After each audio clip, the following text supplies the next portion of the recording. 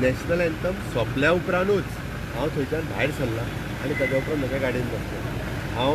म्हाका nation first जे मूर्ख जे कोण अशा पद्दतीन भायर मेळोन वताच आसता आनी खंयचेंच परमिशन आनी कितें हें म्हाज्या ऑफिसा कडेन येवंक ना.